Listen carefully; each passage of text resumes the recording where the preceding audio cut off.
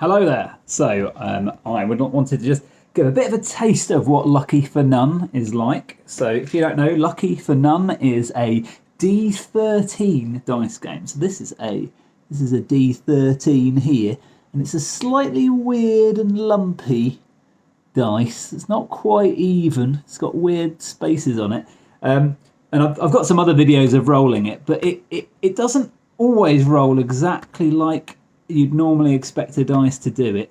It stops in random ways, but also it goes 1 to 13. And Lucky for None is a comedy horror game. You can play it with a group of people or on your own. And I'm going to demonstrate just very quickly just how simple it is, but also how much fun it can be. So we start off in the town of Grimhaven, and I am going to be a character. I could choose one, but I'm gonna let's see what we get. 8. So I am the mayor. So I am good at leading, and we're going to start ourselves in a location in the town. So let's have a look. So we've got a map here. I don't know if the map can be seen on the screen there. We've got a nice little map. I'll see if I can zoom in a little bit closer for you. So we are, where are we? 13. We're at the farm. So a town meeting has been called at the farm. So if you're doing this as a journaling game, you might want to draw the farm or talk about what it's like there and what the atmosphere is like at the town meeting. And the town meeting has been called to discuss the village problem. So we're going to start with... I see that looked so cool for a minute there, and now it's completely messed up again. We're going to have a look and see what the town problem is. So for that, we're going to roll again. So each time you're just rolling this D13. And we've got a 12 and a 6. So we have visitors and authority. Those are the only prompts you're given. And so, I mean, immediately there, visitors and authority. I'm thinking it's like it's MI5 or the FBI or just some secret government organisation, the World Health Organisation. There's some kind of authority visiting the village, and maybe they're the one that's calling the meeting.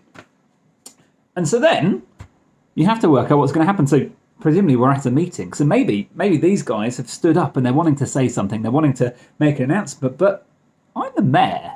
I feel like if anyone's going to kind of start talking to all the assembled villagers, I need to have my little say first. So I'm gonna attempt to lead. So I have the skill of leading. So if your skill is relevant, then you can use it to add a point to your character. So you can add 2 to your roll. So we're going to roll here on the action table. Obviously, the printed version of this will be all colourful and shiny and red. So we're going to roll on the action table. That's a 1 to 13. Let's have a look and see what we get. A 4. Okay, so I get to add 2, so that makes it a 6, which puts us in partial failure. You fail, definitely, but the situation also shifts in your favour in some significant way. Now, the beauty of doing this as a solo sort of setting is you can really take your time and think about what's going to happen here.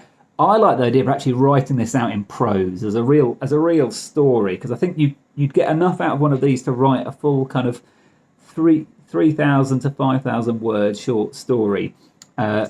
So the mayor stands up. He walks to the beginning, the front of the stage. You know, there's a little lectern. The visitors have brought that with them, and he says, "I, the mayor," and he begins to speak. And begins to try and exert some authority, and you can see people standing up. You know, like not standing up, but paying attention.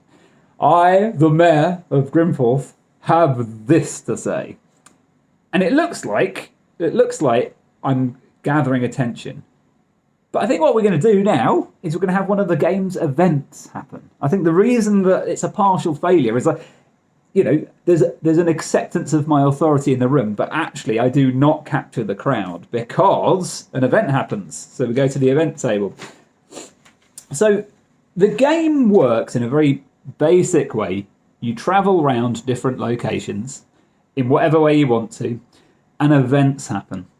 And the idea is the events happen whenever narratively interesting, whether they happen every 13 minutes, so you could have a real-time clock going, or or just, yeah, whenever you want one to happen. So we're going to have an event happen now. It fits narratively with what's going on. So the event is, the location is 4, it's the police station, 2, hallucinations, and 13, cataclysmic. That is the highest severity that you can have on this one. So we've got cataclysmic hallucinations at the police station. So I think what happens now is all of the police in the entire game, for the entirety of the rest of this game, go absolutely mental. Okay, they have a complete psychological breakdown, and we're not doing that to make. I'm not doing that to say mental health irregularities are funny. I'm not saying that. More of a kind of a Call of Cthulhu thing, like the loss of reality has happened. The police force that we're so aware of, so that sort of underpins so much of the kind of the normality of society, have just gone off on one. And so I think we're going to have the town meeting interrupted by a screaming police car ploughing. And this is where the game can be as brutal and disgusting and horrific as you want, or as it can just knock the table out of the way and all the jugs of water splash into the air all over my face, and that's. Or it could be a lot more brutal with crowds of people and police cars roaring through. And you can see there, we've got a bit of an idea. So maybe my character now decides to head to the police station to find what's happening. The one aspect I haven't covered is what happens if you roll a 13 on the action table. So the thing with the action table is you can add 2 to your score. You can use luck. Everyone gets a point of luck that you can use.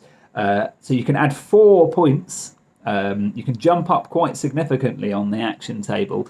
And if you're using your skill, like leading, you can jump up 2 points.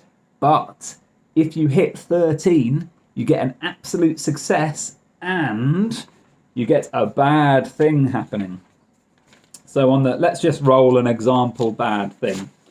So let's say that I've attempted to steal a car and drive or purloin a car or commandeer a vehicle and drive all of the way to the police station, and I managed to do that. Someone's so inspired by me that they give me their car, but a bad thing happens, and we have 12, 1, and 1 again. So 12 is the vibe, asphyxiation. That is not good. Who it affects, a part of you, and severity, embarrassing and shameful. So we've actually gone the least significant amount of who it affects and the severity. So asphyxiation of a part of you. Well, as a doctor, which I am, if you didn't know, your whole body needs oxygen. So if you don't get oxygen going to a specific body part, and that's where this game lends itself to comedy, because we've now got a small part of my body gets gangrene and falls off, or goes black and falls off. And yes, if you were writing that or if you were playing that, you could definitely find different ways that could either be extremely debilitating, or, given that the severity is embarrassing and shameful, there's probably a few different ways you could do that. And that's the game. You go through, basically everything goes horrific. The few games of it I've played recently, the whole village exploded. Chasms opened up across the town. Things got pretty messy and quite funny. I think with my daughter, who is 9, we played, and I think most of the world had unfortunately passed away about 4 minutes in. So that is Lucky for None. You can check out Lucky for None on Kickstarter. It's literally got about 10 hours left, so you need to just go and do that now. And if you do it, you get your very own D13, and it gets posted to you. And we've already managed to get loads of stretch goals, 7 stretch goals. So we're fully funded, all our stretch goals done. It's almost all completely written, and it's going to be going to the printers next week. So, thanks.